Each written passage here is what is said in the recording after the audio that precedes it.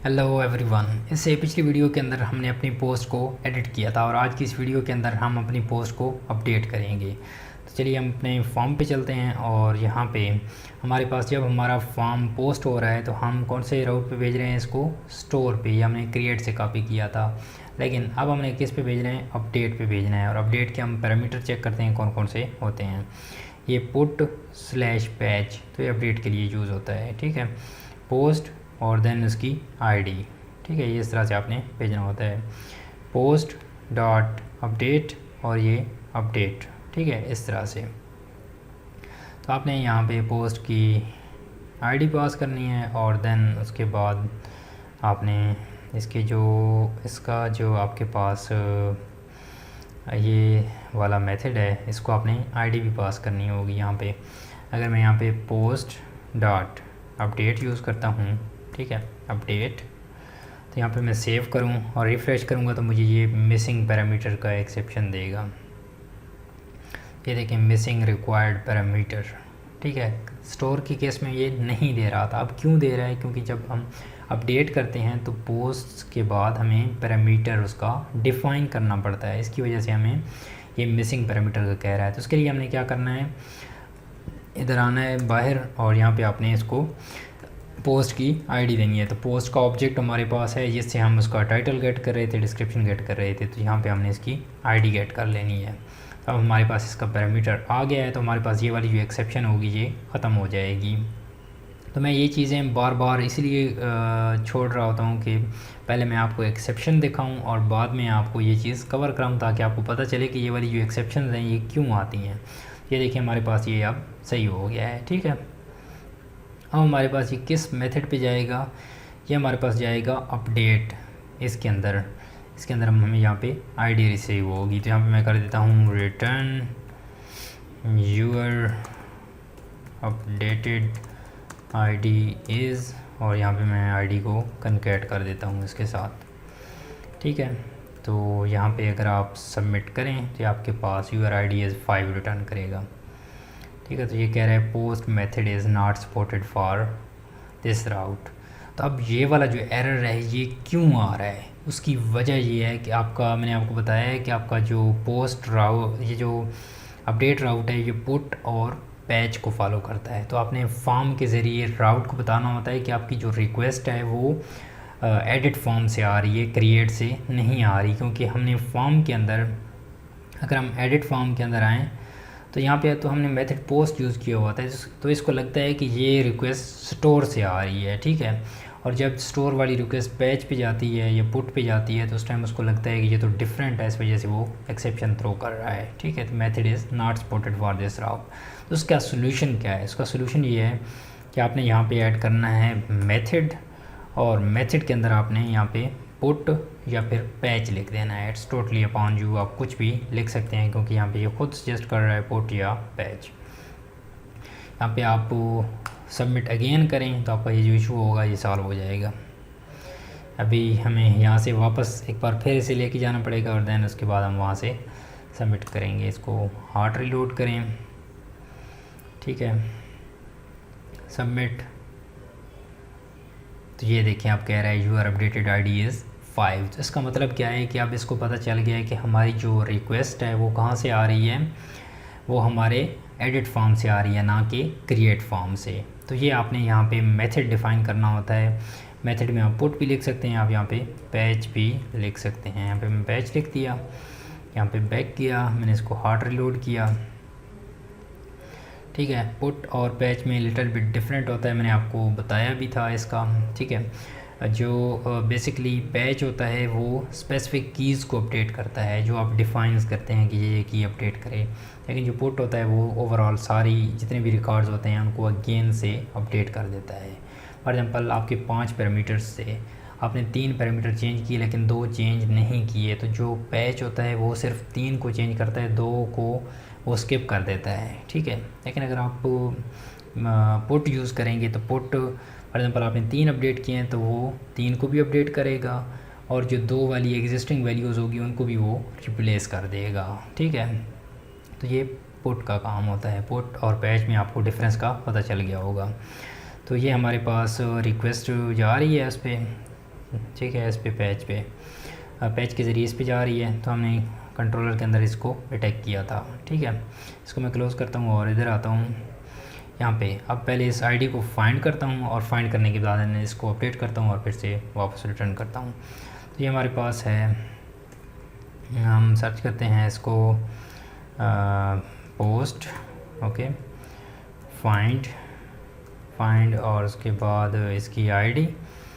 ठीक है, और देन इसको हम एक वेरिएबल के अंदर ऐड कर देते हैं, पोस्ट इक्वल दिस। ठीक है, इफ़ दिस, अगर ये पोस्ट फाइंड नहीं होती तो देन क्या करें, इसको अबॉर्ट कर दें।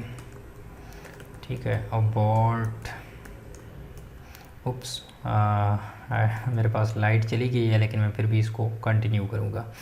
तो यहाँ पे आपने इसको अपडेट करना है। यहाँ पे हमारे पास इसका इंस्टेंसेस है ये पोस्ट, और यहाँ पे आपने अपडेट मेथड को कॉल कराना है। तो ये अपडेट है, और अपडेट के अंदर आप इसको एरे की फॉर्म में भी पास कर सकते हैं, और यहाँ पे आप रिक्वेस्ट ऑल भी पास कर सकते हैं, जिस तरह से हमने इसको क्रिएट के अंदर किया था।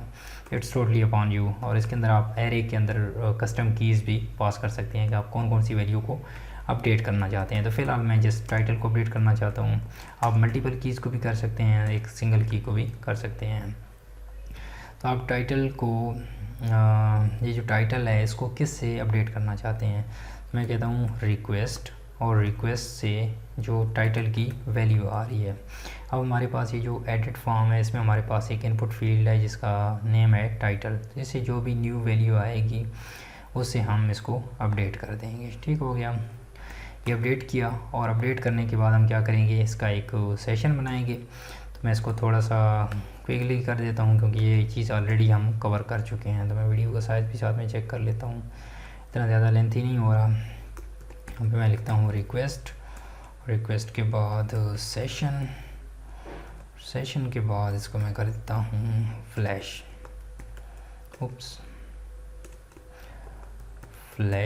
और फ्लैश के अंदर आपने पहले अलर्ट सक्सेस और अलर्ट इन्फो आप डिस्प्ले करा सकते हैं।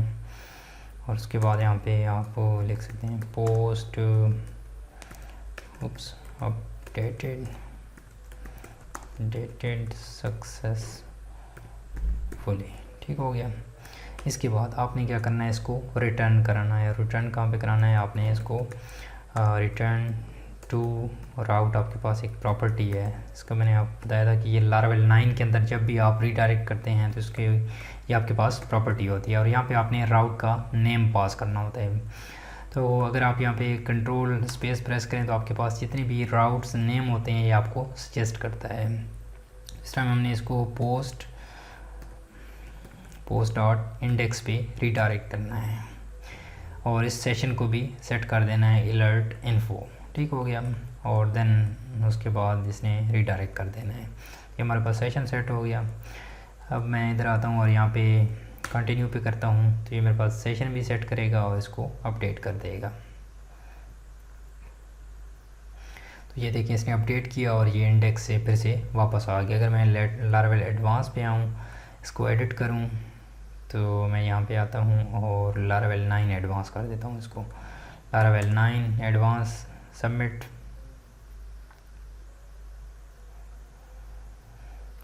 ओके, तो ये देखें ये सबमिट हो गया और इसमें आ गया लारावेल 9 एडवांस। इसका मतलब क्या है कि हमारा जो टाइटल था वो सक्सेसफुली अपडेट हो गया है। तो अब हम दोबारा से वापस जाते हैं और हमने स्पेसिफिक एक की को यहाँ पे अपडेट किया था। तो यहाँ पे आप सारी कीज़ को भी अपडेट कर सकते हैं। तो मैं यहाँ पे बाकी भी ऐड कर देता हूँ। तो ये जो बाकी कीज़ हैं ये हमने इधर क्रिएट के अंदर लिखी थी, तो मैं यहाँ से कॉपी कर देता हूँ फॉर टाइम सेविंग। ओके, यहाँ पे मैं इसको यहाँ पे ऐड कर देता हूँ। तो ये हमारे पास डिस्क्रिप्शन भी आ जाएगी, ये अपडेट हो जाएगी। और ये डिस्क्रिप्शन कहाँ से आएगी, इसी एडिट फॉर्म से आएगी। ठीक हो गया। और अगर फॉर एग्जांपल मैं इसमें एक मिस्टेक करता हूँ, जिस तरह से हमारे पास ये है क्यू इन नेटस, यहाँ पे मैं आता हूँ और इसका जो मैंने आपको ओल्ड का बताया था कि हमारे पास फॉर एग्जांपल अगर मैं इसमें 2 वैल्यू इंटर करता हूँ तो ये क्यू ए डिस्प्ले कराएगा, ना कि ये वाली वैल्यू। ठीक है, तो मैं यहाँ पे टेस्ट करता हूँ कि क्यू ए डिस्प्ले कराता है या नहीं। सबमिट। और इस पर 3 वाली वैलिडेशन लगी हुई है। तो हमारे पास इसने अपडेट कर दिया। इसने क्यों अपडेट कर दिया है? क्योंकि हमने यहाँ पे वैलिडेशन नहीं लगाई हुई। तो आप यहाँ पे वैलिडेशन लगा सकते हैं, ठीक है। तो सेम वही प्रोसेस है, आपने यहाँ पे रिक्वेस्ट का ऑब्जेक्ट यूज़ करना है और यहाँ पे वैलिडेट मेथड को यूज़ करना है, जिस तरह से हमने पहले यूज़ किया है इसको, सेम एज टेस्ट। तो एक को मैं यहाँ पे करने के बाद बाकी इसको कोड सिर्फ को कॉपी कर लूँगा। तो यहाँ पे आने के बाद आपने इसकी की डिफ़ाइन करनी है कि कौन सी की है, उसके बाद कौन सी उसकी वैलिडेशन है। तो अगर आप वो रिक्वायर्ड ऐड कर देते हैं तो यहाँ पे कट से करेगा। मैं यहाँ पे ऊपर जाता हूँ और इसकी वैलिडेशन जितनी भी थी वो यहाँ पे सेम एज कॉपी कर लेता हूँ, क्योंकि हमारे पास ये सेम है। मोस्ट ऑफ द केसेस में आपके पास ये वैलिडेशन सेम होती है, लेकिन समटाइम्स फॉर एग्जांपल जब आप यूज़र क्रिएट कर रहे होते हैं तो उसकी जो ईमेल होती है वो यूनिक होती है। उस टाइम पे आपको इसका ख्याल रखना पड़ता है कि वो चीज़ आप वो अपडेट के अंदर नहीं डालते, वरना वो जब आप अपडेट करते हैं तो सेम यूज़र की ईमेल को भी आप अपडेट नहीं कर सकते, क्योंकि वो यूनिक का कॉन्स्टेंट फेल हो जाता है। ओके, सो मैं फिर से यहाँ पे जाता हूँ, इसको एडिट करता हूँ और अब की बार ये जो फॉर्म होगा दोबारा रिटर्न होके वापस आएगा, ठीक है। QA2 submit. तब ये थ्री कैरेक्टर की वैलिडेशन लगी हुई है, तो ये सबमिट नहीं होगा, रिटर्न होके वापस आ जाएगा। तो ये देखें, ये कह रहा है title must be at least 3 character. इसको अभी मैं फिल कर देता हूँ एक बार और सबमिट करता हूँ, और देन इसके बाद फिर से टेस्ट करता हूँ कि हमारे पास वैलिडेशन फेल्ड होने के बाद जो ओल्ड का डेटा है वो हमारे पास वापस आता है या नहीं। तो ये हमारे पास फिर से कैरेक्टर अपडेट हो गया। एडिट करें, ये थोड़ा सा मैं क्विकली इसको रैप आउट कर रहा हूँ क्योंकि ये चीज़ हम ऑलरेडी डिस्कस कर चुके हैं। यहाँ पे जस्ट QA। तो अब इसको ये वाली वैल्यू नहीं डिस्प्ले करानी चाहिए, जस्ट QA डिस्प्ले करानी चाहिए जब हमारी वैलिडेशन फेल होती है। सबमिट। Okay, submit. और ये हमारे पास QA वाली हमारे पास वैलिडेशन QA वाली हमारे पास इनपुट फील्ड में वैल्यू दिखा रहा है, ठीक है। तो ये ज़बरदस्त है। अगर मैं इसको रिफ़्रेश करूँ तो हमारे पास ये इसकी जो डेटाबेस से वैल्यू आ रही होगी वो फैच कर लाएगा, ठीक है। तो ये देखिए हमारे पास डेटाबेस से वैल्यू फैच कर लाया है। तो इस तरह से आप इसको अपडेट भी कर सकते हैं। और हमारे पास ये भी चीज़ अपडेट हो रही है कि हमारे पास जो भी चीज़ सिलेक्टेड होती है वही चीज़ यहाँ पे ऑटो फिल हो जाती है। तो ये जो हमारे पास एक लास्ट रह गया था एडिट वाला, अगर मैं एडिट में दोबारा से जाऊँ एडिट पेज पे, तो बस लाइट फिर से आ गई है, तो आपको कैमरे से नज़र भी आ रहा होगा। यहाँ पे मैं जाता हूँ पब्लिश के अंदर, और इसके अंदर यहाँ पे कॉमा लगा के इसका पोस्ट का जो हमारे पास सेकंड पैरामीटर था वो भी मैं इसको डिफ़ाइन कर देता हूँ। तो हमारी जो वीडियोज़ हैं ये काफ़ी लेंथी हो रही हैं। उसकी वजह ये है कि ये सारी जितनी भी चीज़ें हैं मैं डिटेल में डिस्क्राइब कर रहा हूँ, और ये चीज़ें यही बेसिक क्रड है जो आपको, अगर आपको ये चीज़ें आ जाती हैं तो फिर आप बाकी चीज़ें आप लोगों के लिए मसला ही नहीं है। तो बाकी चीज़ें आपके लिए बिल्कुल इजी हो जाएंगी। ठीक हो गया, हमारे पास पोस्ट इज़ एक्टिव हमने इसकी वैल्यू डाल दी है। तो उम्मीद है आपको इसकी समझ आ गई होगी। और अगर आपको वीडियोस अच्छी लग रही हैं तो चैनल को सब्सक्राइब करें और अपने फ्रेंड्स के साथ शेयर करें। तो मैं आपको मिलता हूँ नेक्स्ट वीडियो के अंदर, तब तक के लिए बाय बाय।